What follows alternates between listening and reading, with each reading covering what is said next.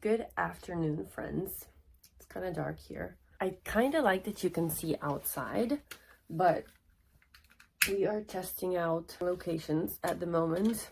So how do we feel about this? I think this is the one. I like it better than the last one. I feel like this is the winner. Welcome. I'm not sure how to introduce myself. Basically, on Reddit, there's not myself, this whole thing. Basically, on Reddit, we have these community, AITA, A-I-T-H, or T-A, sorry, am I the asshole anyway, the acronym of that. And you probably already know this, but if you do, ignore. But I am going to react to some of those posts. And since we are a channel about introversion, I found some introverted people on there within the community posts about introversion, and I am going to talk about those. I have 3 actually that I've selected. Today I came a little bit more prepared because the last time I feel like I was all over the place. I have the posts here with you're going to see them on this side ideally, so I got to stay a bit more like this on the other side. Ouch. And yeah, let me know if you like this kind of videos, because I also thought instead of going within the AITA community, I could go within the introvert community. So just introverts, and finding questions or things that we could talk about and talk about those. So let me know if you think it's a good idea or whatever your feedback is. Sorry, my Italian accent wants to come out. So let's dive right in. I'm excited because today's what's happening. Posts are juicy. Okay.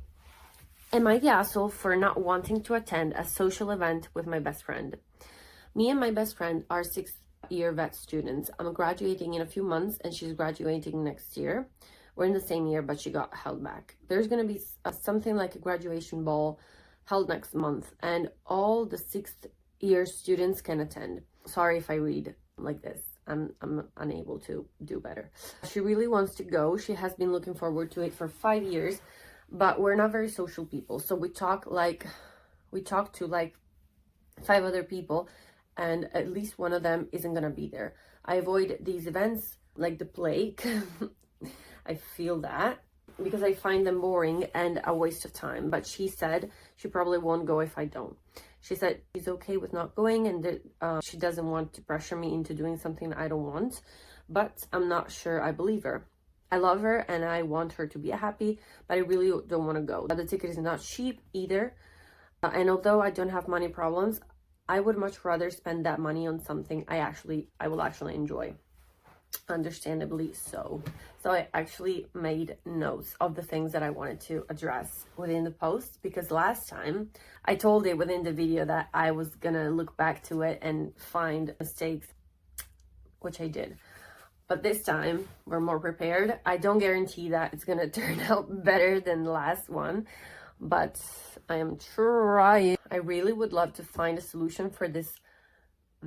I hate it, but I do like whatever. We're gonna find this solution for now. Okay, so first of all, if you already went to a similar event, or with the same people within the same group of people, of friends, I don't want to say friends, but maybe they are your schoolmates, you didn't enjoy it, I would say that probably just going for your friend, it wouldn't be a totally good idea. It's not a good idea, in my opinion. If you've already kind of established that, you know, you already know the situation, you already know that you won't enjoy it, you will not enjoy it, then it's probably not the best idea to go just for her. On the other hand, if you're still thinking about it, or if you haven't gone to a similar event, I think there's nothing wrong with just even one person. And even if that one person is your best friend, or just your best friend and another person, I think that there's absolutely nothing wrong with it. You can still have a great time, ignoring the surroundings basically, and just enjoying the time with your best friend, or the people that are there that are actually your friend, or that you enjoy spending time with. That said, I think, I don't know about you, but for me, I know that first of all, there's a lot of factors that go into something like this, attending something like this, or not even attending, deciding to attend something like this. For example, sometimes for me, if I force myself to go and to decide to go, then I actually have a good time and I enjoy the event. But some other times I do force myself, giving the event the benefit of the doubt, but I actually don't enjoy it. So I don't really know, nobody really knows how it's gonna be, of course, and you don't know if you're gonna enjoy it or not prior to it. So I guess it just depends on the mood in the moment for you, or like the general mood, even the moment, your menstrual phase where you're in, because there's phases where we are more sociable and there's phases where we just want to stay in bed. Now, talking about your best friend, because I think this is also about her. It's actually really sweet seeing how caring both of you are. You, because you said you considered doing something that you wouldn't normally do just for your friend, for your best friend, and her, because she says that you don't have to do that thing for her. So this proves, I guess, to both of you that your friendship is already strong, and whatever decision you both might take, your friendship wouldn't crumble. And then also, I don't know if this might be too much, but you could consider having a talk with her, saying something like, what if you go anyway? Because, and I'm talking from experience, personal experience here, I've always done everything with someone, with a friend, with family, up until I was 23 years old. And when at 23, I decided just to go crazy, and I left everything and everybody I knew, and I just moved to a different continent by myself. And I know it's comfortable to do things with your friends. It's so much more comfortable than doing them alone most of the times, but I do believe it's also necessary sometimes to do them alone. For the both of you, to do something that brings you out of your comfort zone, ideally. And as crazy as it sounds, you might also have a good time being there. Your best friend, she might also have a good time being there alone. On to the second post. How do I convert my introverted ways? So this is a good one, and it's a long one, and there's a lot to talk about, but the last one is a bit shorter, so I feel like it's fine. I, 30 female, am terrible at communicating. I'm a true loner. I love people, but don't really like them. I am kind and loyal to a fault, and because of that, I've had many people take advantage of me. I've always been quiet, but over the years, I've become more reserved and withdrawn. In group settings, I make terrible first impressions due to me being more in my head than participating in a conversation. I've been told I am a good listener and I ask all the right questions, but I don't give anything in return to build on. I've even been told that I have the ability to make people tell me their darkest secrets. And I've also been accolades, I don't know what the word is, for being sincere and not judging people, even after they tell me their secrets. I realize people love to talk to me, but I don't really give anything in return for them to build on about myself. And I feel like when I do respond, I'm a little too personal with my answers. At my job, I usually don't talk to people unless they talk to me first. I relate to that. But when I try to start a conversation, it seems awkward and I run. I envy people who can be a part of groups and can relate to others more easily than I can. I really hate small talk and enjoy genuine conversations. Oh my goodness, normalize, please, this thing, normalize it, because we are struggling. I don't usually have an issue with men in my job, but it's usually the women who seem intimidated by my quietness. I always speak and I'm polite, but that doesn't seem to redirect the awkwardness. I've even heard a girl saying it scares her how quiet I am. This is crazy, but I honestly just be in my own world. I would like to come out of my shell more because I believe it would be beneficial to make connections. But I also believe I self-sabotage relations as a defense mechanism to keep from being hurt. Any advice for a lonely introvert? Tia. I don't know what TIA is, but yeah. I do love this girl. I feel like I relate to her a lot. And the first thing I want to say is that there is absolutely nothing wrong with you. You are not wrong. And I am saying this because I care so much, no matter how much I try not to. I do care a lot about what people think of me and how, literally, how they perceive me. I do try and use all of my empathy to put myself into their shoes and think how they would think, or sorry, what they would think of me, interacting with me. So this is insane. I do realize that. I do it most of the times unconsciously, so it's not something that it's something that I'm working on basically. But people's perception of who everybody is, like a view of me or of whatever, is based on 100% based on how they are. So it doesn't really involve you that much, or it doesn't involve you as much as we think, as you think. Also, psychology shows that people are way more self-centered than we actually believe from the outside. So how a person perceives you, it has almost nothing to do with how you actually are.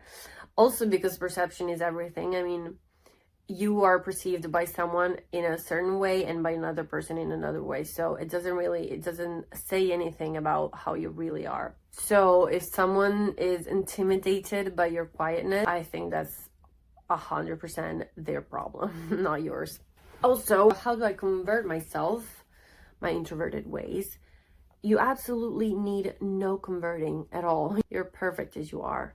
I feel like you just haven't found people that you are comfortable with, probably. So one question that I have is there someone in your life, or has there been someone in your life at some point where the conversation just flew? They were just easy to talk to, and you were just in the moment, in the conversation, without thinking about how you were being perceived or whatever you think about when interacting with another human. And there was, most importantly, there was no awkwardness. Because again, speaking from experience, I had the same exact thing where I would hang out with people that I didn't care about, and they didn't care about me, and we just didn't have a good time. And I thought to myself, I don't have any social skills. It just was that I wasn't with the right people. Now that I hang out with my friends, would ever see anyone that I don't like or that I don't enjoy spending time with, I feel like I'm not that much of an introvert anymore. I don't get absolutely drained after we spend time together. I do get drained. I get more drained than if I spend time alone, of course, especially if we do an activity. If I do an activity alone, or if I do an activity with someone. But it's gotten so much better. So much better.